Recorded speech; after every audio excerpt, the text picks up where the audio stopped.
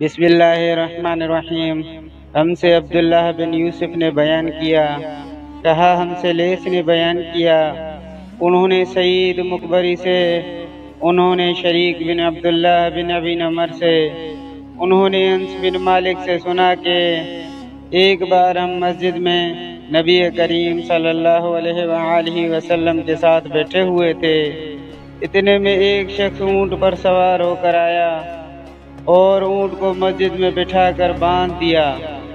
پھر پوچھنے لگا، بھائیو، تم لوگوں میں محمد صلی اللہ علیہ وآلہ وسلم کون سے ہیں؟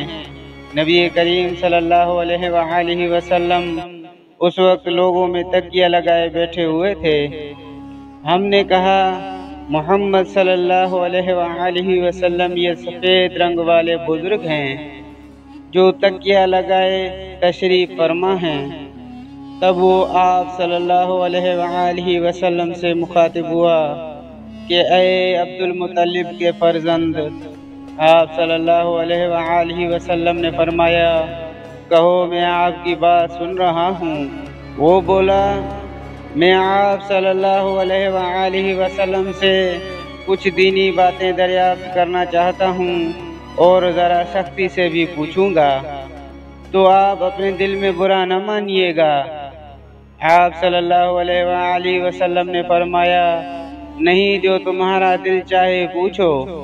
تب اس نے کہا کہ میں آپ کو آپ کے رب اور اگلے لوگوں کے رب تبارک و تعالی کی قسم دے کر پوچھتا ہوں، کیا آپ کو اللہ نے دنیا کے سب لوگوں کی طرف رسول بنا کر بھیجا ہے؟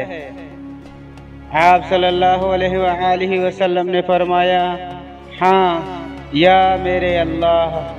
پھر اس نے کہا، میں آپ صلی اللہ علیہ وآلہ وسلم کو اللہ کی قسم دیتا ہوں، کیا اللہ نے آپ صلی اللہ علیہ وآلہ وسلم کو رات دن میں 5 نمازیں پڑھنے کا حکم فرمایا ہے؟ آپ صلی اللہ علیہ وآلہ وسلم نے فرمایا، ہاں یا میرے اللہ۔ پھر کہنے لگا، میں آپ کو اللہ کی قسم دے کر پوچھتا ہوں کہ کیا اللہ نے آپ کو یہ حکم دیا ہے کہ سال بھر میں اس مہینے رمضان کے روزے رکھو؟ آپ صلی اللہ علیہ وآلہ وسلم نے فرمایا، ہاں یا میرے اللہ۔